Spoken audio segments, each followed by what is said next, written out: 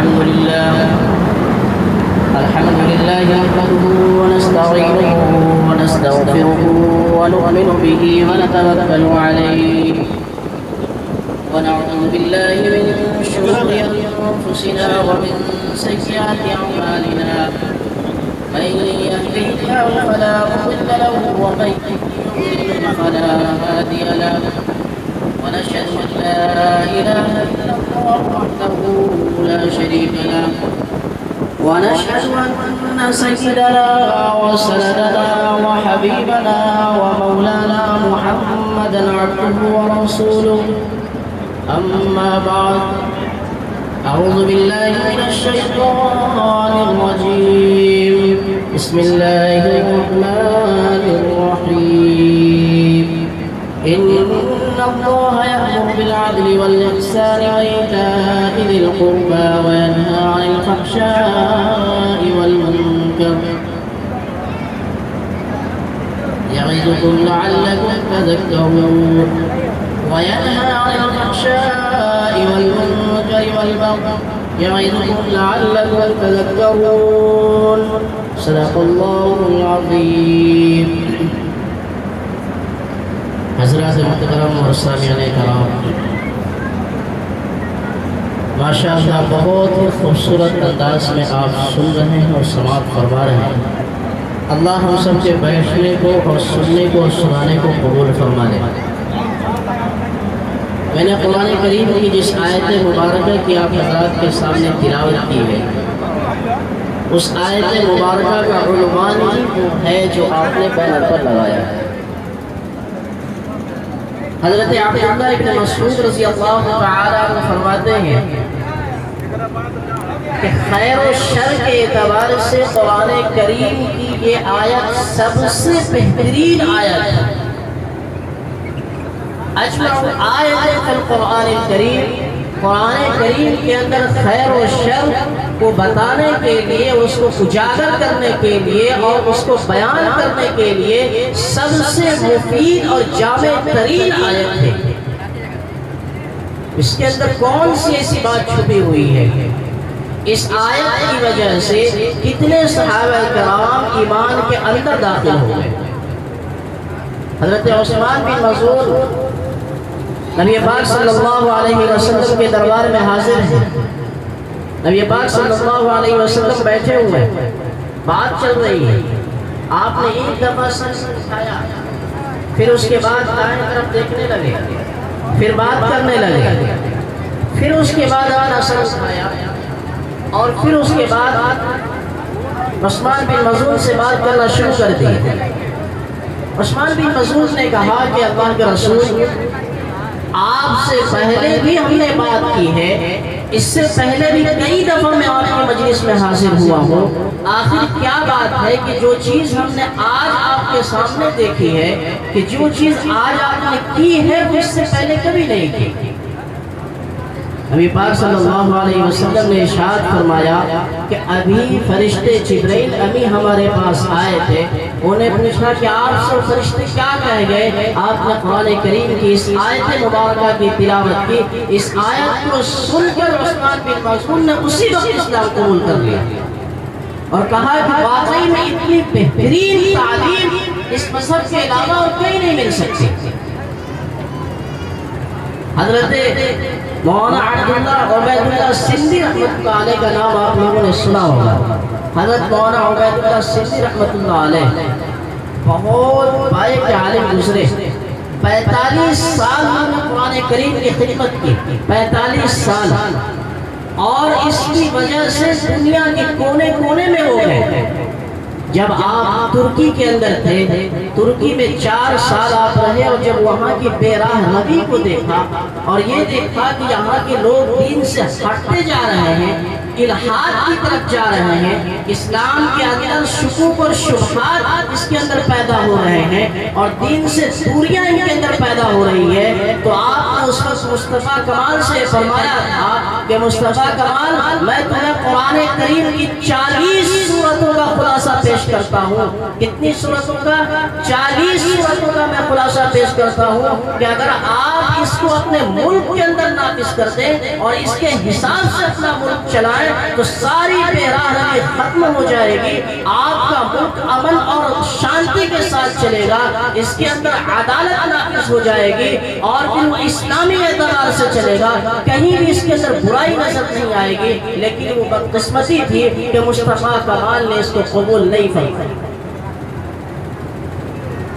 جب آپ وہاں سے نکل کر حرم میں تشریف لے گئے, وہاں سے واپس آنے لگے, تو انہوں نے یہاں اپنے ملک آنے کے بعد ایک بات کہی تھی. انہیں یہ کہا تھا کہ حرم میں جانے کے بعد کس کا دل چاہتا ہے کہ میں وہاں سے واپس آؤں, کس کا دل چاہتا ہے کہ واپس آؤں. لیکن قرآن کا ایک پیغام میرے اندر ہے, ایک پروگرام میرے اندر ہے, ایک منہج ہے اور ایک موضوع میں لے کر کے چلا ہوں. اس موضوع کو میں سوچ رہا ہوں کہ دنیا کے کونے کونے کے اندر ہر انسان کے کانوں تک پہنچا دوں, ہر انسان کے دلوں میں اتار دوں, ہر انسان کے دل و دماغ میں اتار دوں.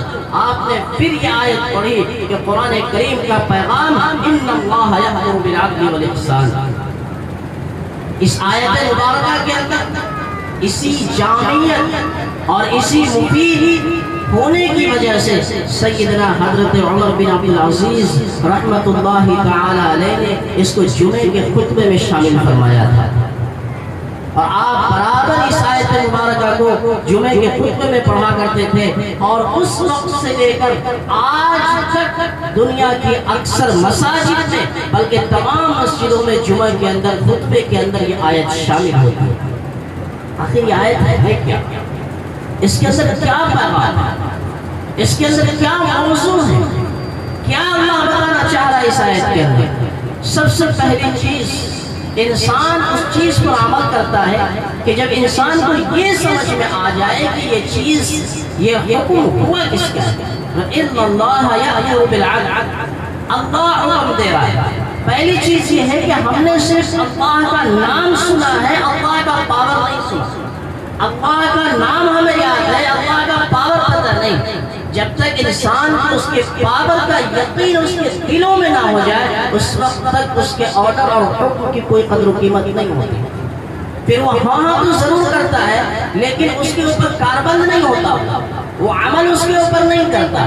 پہلی چیز یہی ہے کہ اللہ تبارک و تعالیٰ کا حکم ہے. یہ ایک مثال کے طور پر میں آپ کو یہ بات سمجھانا چاہتا ہوں کہ اگر کوئی بھائی اپنی بہن سے کہے کہ بھائی مئی اور جون کے 12 بج رہے ہو, کہیں 2 روٹی بنا دو, ممکن ہے کہ بہن اس کی اس بات کو ٹال دے, بولے چلو ٹھیک ہے بعد میں کر لینا, بہت گرمی, دوسرے ٹائم بنا دو. لیکن یہی آرڈر اگر آ جائے والد صاحب کی طرف سے تو وہ چاہے گرمی ہو, چاہے دھوپ ہو, چاہے جتنی بھی شدت ہو, وہ اس کو کرنے پر آمادہ ہوگی. کیوں آمادہ ہوگی؟ کیونکہ آرڈر کا حکم بدل گیا. حکم کدھر سے آ رہا ہے, وہ نسبت بدل گئی. پہلے بھائی کی طرف سے تھا تو اختیار تھا, اب باپ کی طرف سے ہو گیا تو اب اختیار ختم ہو گیا. ایک ڈی ایم ہے, اس کو اگر سی ایم کے پاس سے آرڈر آ جائے تو رات کا وقت ہو یا بارش ہو یا دن کے دوپہر کی چلچلاتی دھوپ ہو, اس نے کھانا کھایا ہو نہ کھایا ہو, اس کی بیوی ہاسپٹل میں ہو, اس کے بچے اسکول سے آئے ہو نہ آئے ہو, کس حالت میں اس کو کوئی پرواہ نہیں ہوگی. اس کو پہلی چیز اگر فکر ہوگی اور پہلی پرواہ اگر اس کو ہوگی تو ہمیں اتنے وقت تک وہاں حاصل ہونا. کیوں؟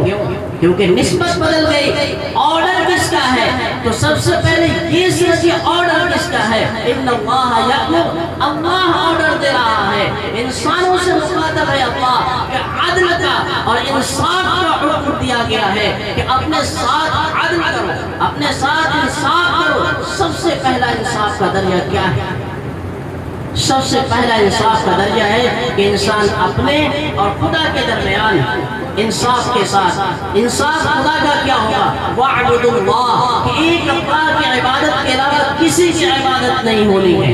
اللہ کے سامنے مادہ جھکے گا تو اسی کے سامنے جھکے گا، نہیں تو کسی کے سامنے نہیں۔ یہ ہے اللہ کے حقوق، یہ ہے اللہ کے ساتھ انصاف۔ انسان اپنے ساتھ بھی انصاف کرنا ہے، انسان کو اپنے گھر والوں کے ساتھ بھی انصاف کرنا ہے، بھائی بہنوں کے ساتھ بھی انصاف کرنا ہے۔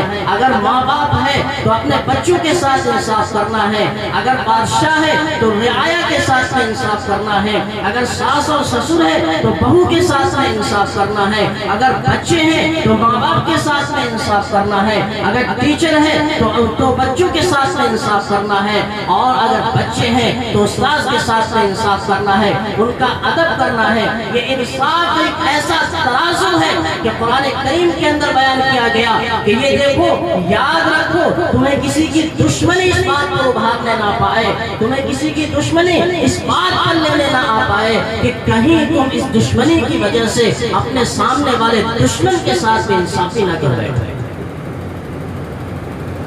یہ انصاف ایک ایسا ترازو ہے جو ترازو تمام چیزوں پر محیط ہے اور حاوی ہے۔ یہ ترازو کہاں سے ملا، کس کے ذریعے سے ملا ہے؟ میں چاہتا ہوں کہ تھوڑا اس طرف میں لے جاؤں آپ کو۔ یہ نبی پاک صلی اللہ علیہ وسلم کی برکت سے ہمیں یہ قرآن ملا ہے، قرآن کی آیتیں ملی ہیں، ان کا حکم ملا ہے۔ ہر انسان کو اپنے نبی سے، بلکہ ہر مومن کو اپنے نبی سے محبت ہے۔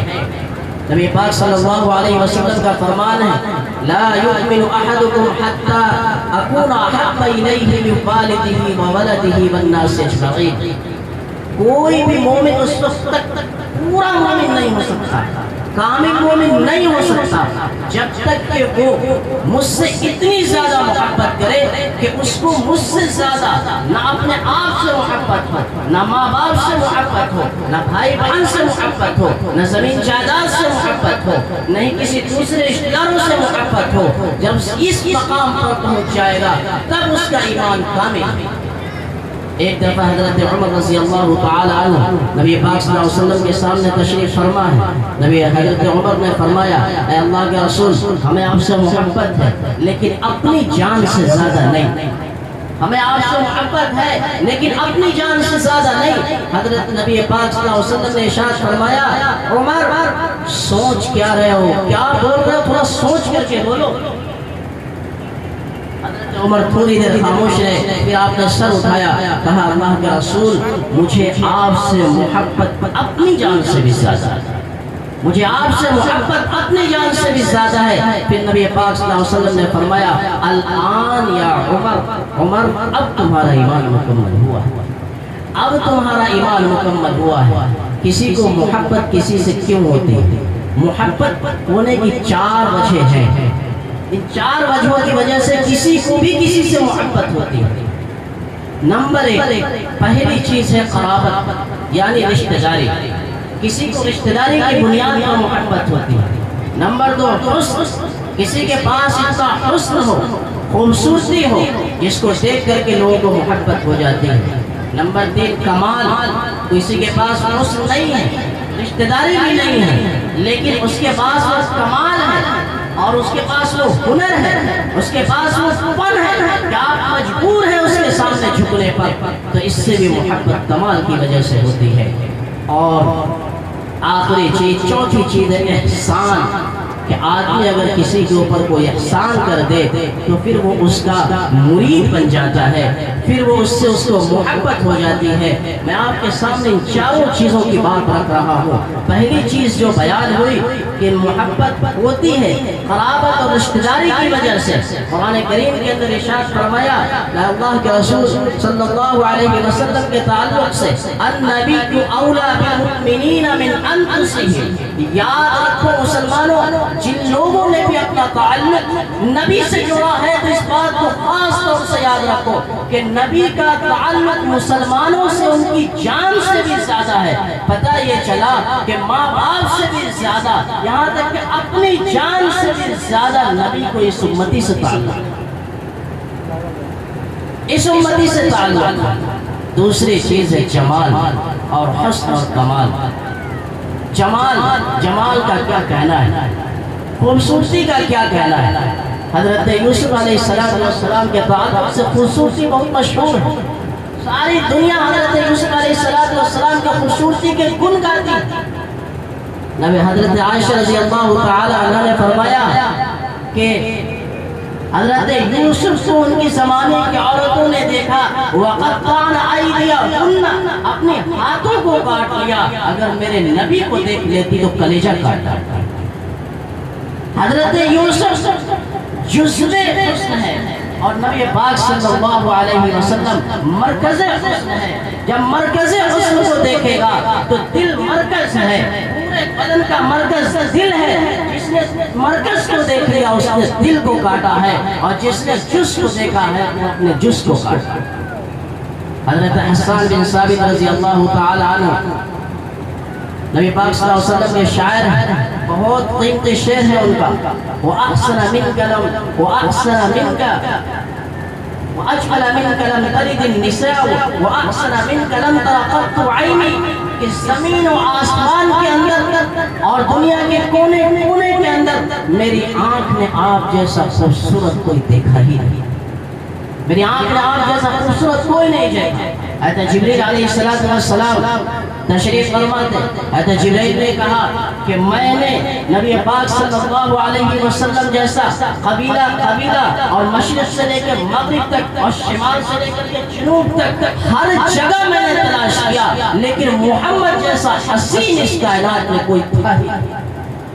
جو حسن تھا نبی کا، اس کو کتنا خوبصورت انداز میں اس نے بیان کیا کہ آپ جیسی خوبصورتی ان آنکھوں نے کبھی دیکھی ہی نہیں. وَأَحْسَنَ مِنْكَ لَمْ تَلِدِ النِّسَاءُ، زمین پر بسنے والی عورتوں نے ابھی تک ایسا بچہ نہیں جنا، ابھی تک ایسا بچہ نہیں جنا. خُلِقْتَ مُبَرَّأً مِنْ كُلِّ عَيْبٍ كَأَنَّكَ قَدْ خُلِقْتَ كَمَا تَشَاءُ، آپ تو ہر عیب سے پاک ہیں، آپ ایسے ہیں جیسے لگتا ہے کہ آپ نے جیسے چاہا خدا نے ویسے تیار کیا، آپ نے جیسے چاہا خدا نے ویسے تیار کر دیا. یہ تو نبی پاک صلی اللہ علیہ وسلم کے حسن کی بات ہے. آئے تو تھوڑا کمال کی طرف اشارہ کرتے ہیں. ایک ایک اشارہ میں کرتا جا رہا ہوں تھوڑا تھوڑا، پھر اس کے بعد میں نتیجہ جو نکالوں گا وہاں پر آپ تھوڑا غور کریں گے. ان باتوں پر اگر آپ کا ذہن رہا تو نتیجہ پر مزہ آئے گا، ورنہ نہیں آئے گا. پھر وہ بات آپ کو سمجھ میں نہیں آئے گی. کمال کے اندر، کمال کی وجہ سے کسی کے اندر کوئی کمال ہو تو اس کے اوپر آدمی عاشق ہو جاتا ہے، آدمی کو اس سے محبت ہو جاتی ہے. نبی پاک صلی اللہ علیہ وسلم کا کمال ہی ایسا ہے کہ شجر اور حجر بھی آپ کو دیکھ کر کے سلام کرتے ہیں. حضرت علی فرماتے ہیں مکہ کے اطراف میں نبی پاک صلی اللہ علیہ وسلم کے ساتھ میں جاتا تھا تو یہ درخت اور یہ پہاڑ اور یہ پتھر آپ کو دیکھ کر کہا کرتے تھے السلام علیکہ یا رسول اللہ، السلام علیکہ یا رسول اللہ. یہ تو کمال تھا آپ کا. ابھی مجاہد صاحب نے اسی کی طرف اشارہ کیا تھا اپنے شعر کے اندر کہ لوگ ان پتھروں کی پوجا کرتے ہیں. یہ خود پتھر تو خود ہی مسلمان ہو چکا ہے. حضرت ابو طالب رضی اللہ، حضرت ابو طالب لے کر کے نبی پاک صلی اللہ علیہ وسلم کو شام کے راستے پر تجارت کی غرض سے لے کر کے جا رہے ہیں. راستے میں ملاقات ہوئی بحیرہ راہب سے. اس نے جب دیکھا تو نبی پاک صلی اللہ علیہ وسلم کو پہچان لیا، اس لیے کہ جب وہ دیکھا کہ آپ آ رہے ہیں تو بادل آپ کے سروں پر سایہ کیا ہوا تھا. بادل آپ کے سروں پر سایہ کیا ہوا تھا. چونکہ وہ توریت کے بھی عالم، انجیل کے بھی عالم تھے، انہوں نے پہچان لیا کہ یہ علامت نبی کی ہی علامت ہے اور یہ علامت نبی کی ہی علامت ہو سکتی ہے. لہٰذا انہوں نے ان کو چھانٹ لیا اور ان کو نکال لیا. پھر اس کے بعد آپ کی وجہ سے پورے قافلہ والے کے لیے کھانا تیار کیا گیا. جب کھانے کا وقت آیا پوچھا کہ وہ کہاں ہیں؟ کہا وہ تو ادھر گئے ہوئے ہیں، جس جگہ جانور چل رہے تھے آپ وہاں تشریف فرما تھے. جب وہاں سے آپ آ رہے تھے تو بادل آپ کے سروں پر سایہ کیا ہوا تھا. اس کے بعد جب آپ تشریف لائے تو جس جگہ پر آپ کو آنا تھا، بیٹھنا تھا، وہاں ایک درخت تھا. سارے لوگ درخت کے سائے میں بیٹھ چکے، سارے لوگ درخت کے سائے میں بیٹھ گئے. جگہ ہے ہی نہیں. نبی پاک صلی اللہ علیہ وسلم جب بیٹھے تو درخت کا سایہ جو یوں تھا تو وہ یوں ہو گیا، جو یوں تھا تو یوں گھوم گیا. یہ ہے کمال، جس کمال کے سامنے انسان تو انسان، درخت اور پتھر بھی جھک گئے ہوں. اور چوتھی چیز احسان ہے. احسان تو کیا ہے کہ اسی کی وجہ سے اس کائنات کو وجود ملا ہے. وہ نہ ہوتے نہ سورج چمکتا، نہ چاند چمکتا، نہیں دن نکلتا، نہیں رات آتی، نہیں یہ بحر و بحر کا سسٹم اللہ سجاتا، نہ جنت اور دوزخ کا سسٹم اللہ رکھتا. یہ پوری کائنات اسی احسان کے تلے دبی ہے، اسی ذات کے احسان کے نیچے دبی ہوئی ہے. اور انہی کی وجہ سے اس انسان کو ہر ایک چیز کے اندر اس کو مدد مل رہی ہے اور اس سے وہ فائدہ اٹھا رہا ہے. اس کا وجود بھی انہی کے احسان کی برکت سے. کمال کے اصل معنی احسان، اصل چیز جس کے اندر ایسا کمال ہو جو دوسرے کے اندر نہ ہو. نبی پاک صلی اللہ علیہ وسلم کا کمال، تین چیزیں ہیں انسان کے ساتھ. دنیا کے تین حالات پیش آتے ہیں. نمبر ایک دنیا جس کو عالم ناسوت بھی کہا جاتا ہے، یہ ایک دنیا. دوسری دنیا جب انسان کی آنکھ بند ہو جاتی ہے تو قبر والی دنیا. تیسری دنیا جب پھر عالم آخرت ہے. یہ تین دنیا ہیں جب عالم آخرت ہوگی. ان تینوں کو آپ غور سے سنیں. پہلی چیز یہ دنیا، اس دنیا کے اندر نبی کے احسانات کیا ہیں؟ حضرت جعفر طیار رضی اللہ تعالیٰ عنہ کے حوالے سے میں نقل کر رہا ہوں. پہلی ہجرت ہے حبشہ میں آپ ہجرت کر کے گئے، آپ کے ساتھی بھی گئے. مشرکین مکہ نے آپ کو بہت ستایا تھا. اس وجہ سے نبی پاک صلی اللہ علیہ وسلم نے اجازت دے دی مسلمانوں کی کہ حبشہ کی طرف آپ ہجرت کر سکتے ہو. جب وہ لوگ وہاں گئے تو وہاں کا جو بادشاہ تھا نجاشی جو تھا، یہ عیسائی مذہب کو ماننے والا تھا. یہ پہنچا وہاں، یہ قافلہ وہاں پہنچ گیا. مشرکین مکہ پیچھے وہاں تک پہنچ گیا کیونکہ ان کو مسلمانوں کو چین سے رہنے دینا نہیں چاہتا تھا. سکون اور آرام سے رہ لے مسلمان، یہ نہیں ہو سکتا. ہم ان کو آرام سے نہیں رہنے دیں گے. وہ پیچھے پہنچ گیا وہاں تک. اس نے کہا کہ یہ ہمارے دین کو بھی چھوڑ دیا ہے اور ایک نئے دین پر داخل ہو گیا ہے، یہاں تک کہ ہمارے ہی نہیں آپ کے بھی دین کو چھوڑ دیا اور آپ ان کو میرے حوالے کر دیجئے. حضرت جعفر طیار کو بلایا گیا. قافلہ والے سب ساتھ میں آئے. فرمایا کیا بات ہے بھائی، تم لوگوں کا کیا مسئلہ ہے؟ حضرت جعفر طیار کی جو تقریر تھی اس تقریر کا عنوان میں آپ کے سامنے رکھتا ہوں. انہوں نے یہ کہا کہ بھائی بات کچھ نہیں، بات صرف یہ ہے پہلے میری زندگی ایسی تھی کہ ہم بتوں کے سامنے جھکتے تھے، پہلے زندگی ایسی تھی کمزوروں کو دباتے تھے، پہلے زندگی ایسی تھی کہ ہم گناہوں کے ساتھ ملوث تھے، ہم جھوٹ بولتے تھے، غیبت کرتے تھے، کمزوروں کو دباتے تھے، دوسرے کا حق کھاتے تھے، مردار کھاتے تھے. یہ تمام گناہوں کے کام میں ہم ملوث تھے. لیکن اللہ نے ہمارے اوپر احسان کیا اور پھر اپنا بندہ اور رسول محمد علیہ صلی اللہ علیہ وسلم کو ہمارے بیچ لایا اور پھر انہوں نے ہمیں یہ تعلیم دی کہ ایک اللہ کے علاوہ کسی کے سامنے نہیں جھکنا ہے، غریبوں کو ستانا نہیں ہے، کمزوروں کو ستانا نہیں ہے، جھوٹ نہیں بولنا ہے، غیبت نہیں کرنا ہے، برائیاں نہیں کرنی ہے، غلط کام نہیں کرنا ہے. انہوں نے ہمیں اس دلدل سے نکالا ہے، ہم اس دلدل سے نکل گئے اور پھر اس کے بعد یہ قوم میرے پیچھے پڑ گئی ہے. ہم نے اسی چیز کو اختیار کیا ہے. یہ نبی کا احسان تھا کہ انسان وہ انسان جس کو اللہ نے وَلَقَدْ كَرَّمْنَا بَنِي آدم سب سے معزز بنایا تھا، سب سے محترم بنایا تھا، سب سے اعلیٰ بنایا تھا. یہ انسان اپنی دینی تعلیم کو چھوڑ کر ایسی جگہوں پر پڑ گیا تھا، ایسی تربیت میں پڑ گیا تھا کہ جانوروں سے بدتر زندگی گزار رہا تھا. لیکن نبی کا پیغام سن کر اور اس پیغام کو اپنے اندر اپنا کر کے وہ ایک انسان ہی نہیں، اعلیٰ قسم کا انسان بن گیا. یہ نبی کا احسان. دوسرا عالم آخرت. عالم آخرت کے اندر دنیا کے اندر ہم جب کہیں جاتے ہیں، ایک گاؤں سے دوسرے گاؤں ہم بس پکڑتے ہیں، ٹرین پکڑتے ہیں، ہوائی جہاز پکڑتے ہیں. ملک سے باہر جانا ہو، دور جانا ہو تو ہم اس کے لیے ٹکٹ کٹاتے ہیں. ملک سے باہر جانا ہو پاسپورٹ لگتا ہے، ویزا لگتا ہے، جس کے پاس وہ اس کو پاس کر دیا جاتا ہے، اور جس کے پاس نہ ہو اس کو گرفتار کر لیا جاتا ہے۔ آخرت کا معاملہ بھی کچھ ایسے ہی ہے، جب انسان کی آنکھیں بند ہوتی ہیں اور یہ انسان جیسے ہی قبر کے اندر پہنچتا ہے، فرشتے آ جاتے ہیں، ان سے سوال کرنے لگتے ہیں، من ربک کا، من نبیوں کا، تمہارا رب کون ہے، تمہارا دین کیا ہے، تمہارے نبی کون ہے؟ یہ سوالات اس کے سامنے ہونے لگتے ہیں۔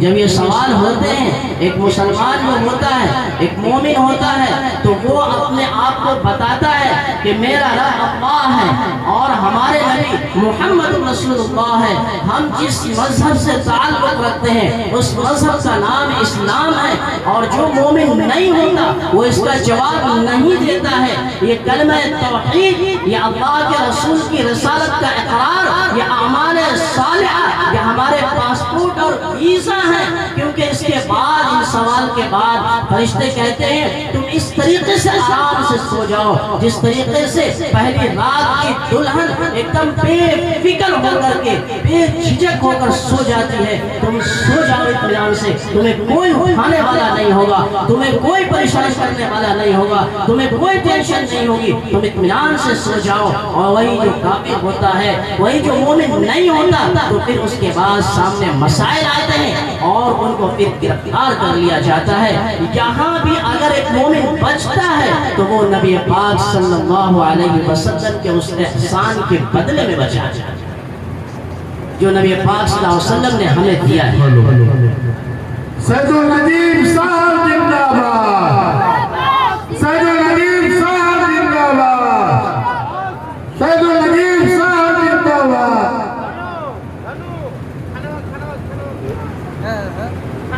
دوستو، ساتھی میں اعلان کرنا ہے مولانا معذرت کے ساتھ، جو حضرات دور سے آئے ہیں، مہمان ہیں، کھانا نہیں کھا سکے ہیں، حاجی نذیر صاحب کے قریب میں پہنچ جائے، وہیں کھانے کا انتظام ہے، وہ کھا لیں۔ حالانکہ یہ اعلان شروع میں ہونا چاہیے تھا، ابھی درمیان اتر بھی نہیں تھا، لیکن پھر بھی جو حضرات کھانا نہیں کھائے ہیں وہ کھا سکتے ہیں، آپ کے لیے باضابطہ انتظام کیا گیا۔ دوسری چیز آخرت کی، جو اس نبی پاک صلی اللہ علیہ وسلم کے احسان کی بنیاد پر ہمیں وہاں سے چھٹکارا ملا۔ دوسری چیز قبر تھی، تیسری چیز آخرت۔ میدان حشر میں سب لوگ جمع ہوں گے، حساب و کتاب کا مرحلہ شروع نہیں ہو رہا ہوگا، ہر کوئی پریشان ہوگا۔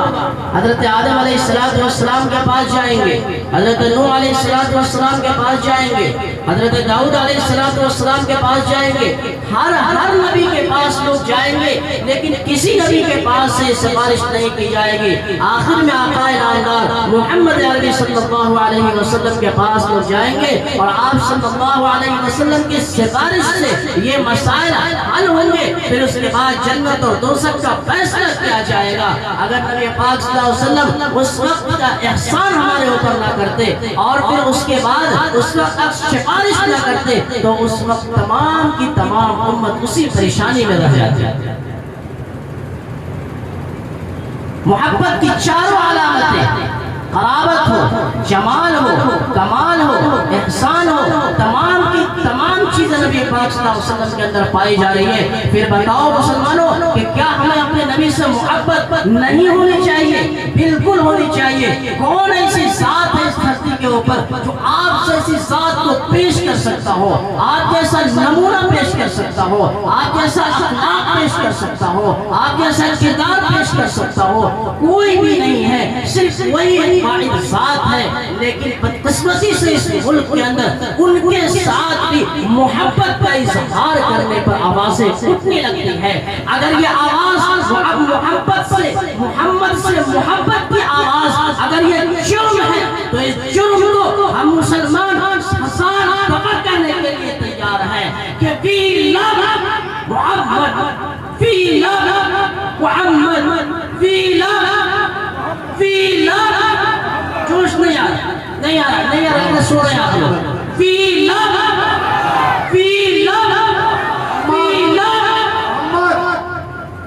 یہ ہمارے ایمان کا حصہ ہے کہ ہم اس کو اظہار بھی کریں گے، ہم اس کو زندگی میں بھی اپنائیں گے، کیونکہ وہ ایسی شخصیت ہے، وہ ایک ایسی ذات ہے کہ کہ جس ساتھ کے میں ایک ایک منٹ، ایک ایک سیکنڈ، ایک ایک لمحہ انسان اس ساتھ کے احسان کے نیچے جمع ہوا ہے. پیدائش سے لے کر جوانی تک، جوانی سے لے کر بڑھاپے تک، بڑھاپے سے لے کے قبر تک، قبر سے لے کے حشر تک، اور حشر سے لے کر جنت اور دوزخ تک، ہر لمحہ، ہر منٹ اس احسان کے تلے تباہ ہے. اور جب اس احسان کے تلے تباہ ہے تو ہم ان سے محبت کا اظہار بھی کریں گے، اپنے زبان سے بھی کریں گے، اپنے عمل سے بھی کریں گے، اپنے کردار سے بھی کریں گے، اور اپنے اخلاق سے بھی کریں گے. کیونکہ ہمارے لیے انہیں کو آئیڈیل بنایا گیا، انہیں کو نمونہ بنایا گیا، انہیں کو رول ماڈل بنایا گیا. لقد کان لکم فی رسول اللہ اسوۃ حسنہ. کائنات میں بہت سارے لوگ آئے، اللہ نے کسی کے بارے میں نہیں کہا کہ یہ تمہارے نمونہ ہے، لیکن نبی پاک صلی اللہ علیہ وسلم کے بارے میں کہا کہ یہی تمہارے آئیڈیل ہے، یہی نمونہ ہے. انہی کی زندگی کے ساتھ جڑو گے تو اپنی مصیبتوں سے نکلو گے، پریشانیوں سے نکلو گے، پریشانیوں سے باہر آؤ گے، اور اگر نہیں تو اس میں پھنس کر کے رہ جائیں گے. میں بات کر رہا تھا اس آیت کریمہ ان اللہ یأمر بالعدل والاحسان وایتاء ذی القربى. یہ عنوان بہت لمبا ہے، میں مختصر طور پر دو باتیں بس عرض کر رہا ہوں، اس کے بعد میں اپنی جگہ لوں گا. کہ انسان نماز بھی پڑھ لیتا ہے، روزہ بھی کر لیتا ہے، حج بھی کر لیتا ہے، زکوٰۃ بھی دے لیتا ہے، لیکن سب سے زیادہ معاملات ہمارے خراب ہوتے ہیں. عدل کا جو معاملہ آتا ہے وہاں پر خراب ہوتا ہے. عدل بتایا ہر چیز میں ہونا چاہیے، انصاف ہر چیز میں ہونا چاہیے، لین دین بھی ہر چیز میں ہونا چاہیے، لیکن لین دین کے معاملات اور ہمارے آپسی معاملات یہ بہت بگڑے ہوئے ہوتے ہیں. نمازی بھی ہیں، تہجد گزار بھی ہیں، قرآن کی تلاوت کرنے والے بھی ہیں، حاجی بھی ہیں، سب چیز ہیں، لیکن لین دین کے معاملات ان کے سب سے زیادہ گندے ہیں. ہماری توجہ اس طرف نہیں جاتی. اللہ تبارک و تعالی ہم سب کو کہنے سننے سے زیادہ عمل کی توفیق عطا فرمائے. وآخر دعوانا الحمدللہ رب العالمین.